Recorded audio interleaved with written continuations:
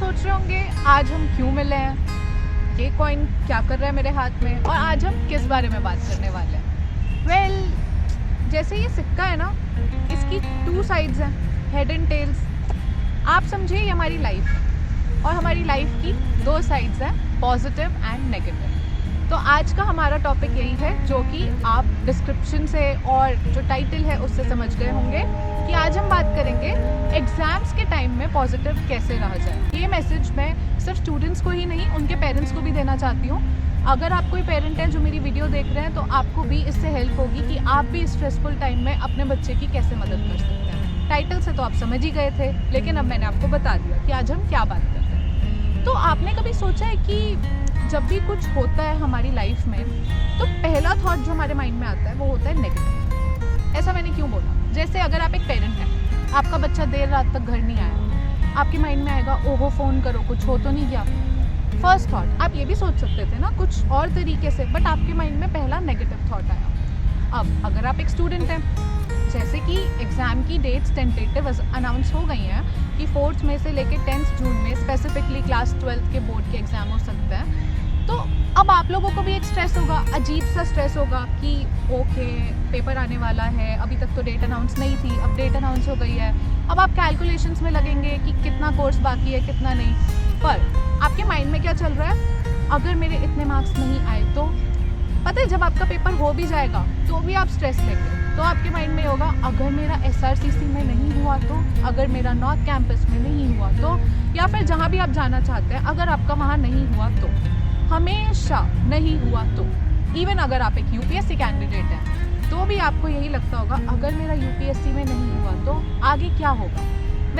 ये नहीं हुआ तो ना एक बहुत ही नेगेटिव टर्म है।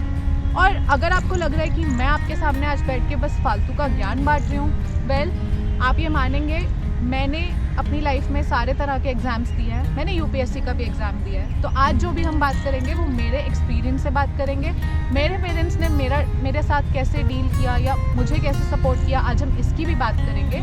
और समझेंगे कि ना जो फालतू के जो लोग आपको आके बता देते हैं ये करो ये करो ये करो, मैं ऐसा आपको कोई ज्ञान नहीं देने वाली। मैं आपसे अपना एक्सपीरियंस शेयर करूंगी और आपको बहुत ही प्रैक्टिकल टिप्स दूंगी कि जो ये आपकी लाइफ में नेगेटिविटी बिल्डअप होती जा रही है, इसको आप पॉजिटिविटी में कैसे कन्वर्ट कर सकते हैं। तो प्रॉब्लम हो क्या रही है? प्रॉब्लम बहुत ही छोटी सी है। प्रॉब्लम है हमारे सोचने के तरीके, द वे वी थिंक। लेकिन क्या है ना, ये प्रॉब्लम हम ओवरनाइट नहीं ठीक कर सकते। इस प्रॉब्लम को भी हमें ठीक करने के लिए टाइम देना पड़ता है। तो उस टाइम देने के लिए हम क्या स्टेप्स ले सकते हैं जो हमारी जर्नी पॉजिटिविटी की तरफ थोड़ी आसान कर दें। मैं आपको सारे अपने लाइफ के एग्जांपल्स दूंगी जो मैंने इम्प्लीमेंट किए और मैंने चेंजेस देखे, इसीलिए मैं आप लोगों के साथ वो शेयर करना चाहती हूँ। तो पहली चीज़ आप कर सकते हैं, अपनी लाइफ से टॉक्सिसिटी को हटा देना।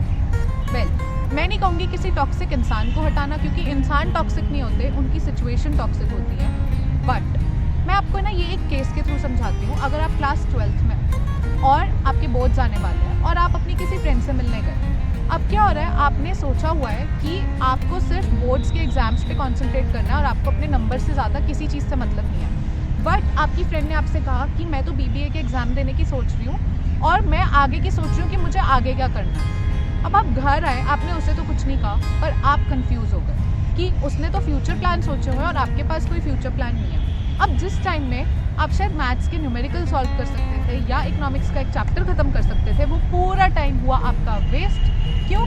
क्योंकि आपने फ्यूचर का सोचने लगे, जो कि आप चेंज कर सकते हैं खुद अच्छा स्कोर करके, राइट? तो आपको अपना माइंड डाइवर्ट नहीं करना, और आपको जो भी इंसान लग रहा है आपका माइंड डाइवर्ट कर सकता है, उससे थोड़ी टाइम के लिए थोड़ा सा डिस्टेंस बनाना है। और अपनी लाइफ में आपको ऐसे लोगों से सराउंड करना है खुद को जो आपको भर भर के पॉजिटिविटी देते हो। इससे मेरा क्या मतलब है, मैं आपको इसमें भी अपना एग्जाम्पल दूंगी। मेरे फादर हैं, वो मुझे बहुत पॉजिटिविटी देते हैं। तो अगर मैं अर्न नहीं भी कर रही होती थी तो वो मुझे मुकेश अंबानी जैसा फील करा देते थे, और अगर मुझे फ्यूचर प्लान्स को लेके कोई भी कन्फ्यूजन होती थी तो वो मुझे ऐसा फील कराते थे जैसे मैं ऑलरेडी कहीं बहुत अच्छी पोस्ट पर हूँ। इसमें क्या होता है, ऐसा कुछ भी नहीं हो रहा था, सब हाइपोथेटिकल था। बट क्योंकि वो मुझे इतनी पॉजिटिविटी देते थे कि मुझे उससे इतना बूस्ट आता था कि मैं सब छोड़ के, सारी टेंशन छोड़ के, सिर्फ और सिर्फ जो मेरा टाइम है, क्योंकि देखो टाइम लिमिटेड है, तो वो लिमिटेड टाइम मैं सारा का सारा पढ़ाई में लगाती थी, जिसकी वजह से मुझे पता था कि मैं स्कोर करूँगी। जब मैं बोर्ड्स देकर आई तो मुझे पता था कि मेरा डिसेंट स्कोर आ रहा है और मैं किसी ना किसी कॉलेज में आराम से कट ऑफ क्लियर कर सकती हूँ। इतना कॉन्फिडेंस आपको है, उसके लिए आपको अभी मेहनत करनी है, अभी ही आपके पास टाइम बचा है कुछ कर दिखाने का। दूसरी चीज़ आप क्या कर सकते हैं? दूसरी चीज़ ये कर सकते हैं कि जब भी आप पढ़ने बैठे ना, या जब भी आप प्लान करें कुछ भी, आप अपने आप को टाइम देना मत भूलें।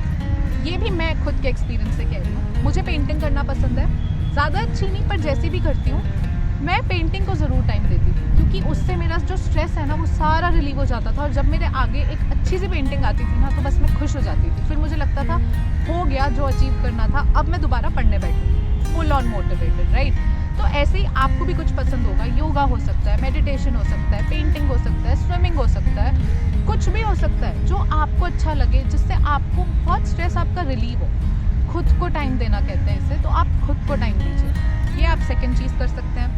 थर्ड चीज़, ये भी बहुत इंपॉर्टेंट है, fake it until you make it, basically fool yourself. यहाँ पे मैं क्या कहना चाह रही हूँ, हमारा ना दिमाग एक साइकिल में अभी उलझा हुआ है जहाँ पे हम सिर्फ परेशानियों से भरे हैं। कुछ परेशानियाँ जो जेन्युइन हैं और कुछ जो हमारे माइंड ने क्रिएट की हैं बट एग्जिस्ट भी नहीं करती और शायद कभी करेंगी भी नहीं, राइट। तो अब आप इसमें क्या कर सकते हैं, अपने आप को समझाइए, इस तरह समझाइए, आप खुद को बता दीजिए कि जो आप अचीव करना चाहते थे वो आप कर चुके हैं। अगर आपका गोल है SRCC जाना है, अपने आप को समझाओ और रोज़ विजुअलाइज करो कि मैं SRCC में घूम रही हूँ, मैं इकोनॉमिक्स के लेक्चर अटेंड कर रही हूँ। अगर आप इकोनॉमिक्स लेना चाहते हैं तो जो भी आप चाहते हैं ना, आप विजुअलाइज करो उसे रोज़ उठ के कि ऐसा हो चुका है। इससे क्या होगा, आप अपने आप को फेक करने लगेंगे कि ऐसा हो रहा है, और आप ना जो एक परेशानी के साइकिल में है ना वो साइकिल को ब्रेक करेंगे विजुअलाइज करके कि आप जो चाहते हैं वैसा हो रहा है। This is very important. और जब आप ये रोज़ करते जाएंगे ना तो आप पॉजिटिव एनर्जीज को खुद की तरफ अट्रैक्ट अपने आप करने लगेंगे ऑटोमेटिकली।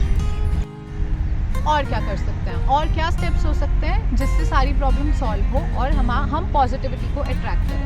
वेल, एक बहुत सिंपल पॉइंट है जो सुनने में अजीब लगेगा, बट रियलिस्टिक प्लान बनाओ। कई बार क्या होता है, हम लोग रात को बैठे अगला दिन प्लान करने बहुत एंथुजियाज्म में कि अब तो हम सब कर लेंगे कल उठ के। ऐसा नहीं होता। हम ना बहुत एम्बिशियस हो जाते हैं और हम ऐसा प्लान कर देते हैं जितने घंटे नहीं है एक पूरे दिन में, उससे ज़्यादा घंटे का हम प्लान बना देते हैं। वी थिंक हम रोबो हो जाएंगे एक दिन में और एक दिन में सब ठीक होने वाला है। नहीं, realistic plan banana is the key. क्या होता है, आप ना उस प्लान में उतना ही टाइम दो पढ़ाई का खुद को जितना आप मैनेज कर सकते हो। उसके अलावा अपने लेजर टाइम भी रखो, अपना फैमिली टाइम भी रखो, फुल टाइम रखो हर चीज़ का, बट रियलिस्टिक होना चाहिए।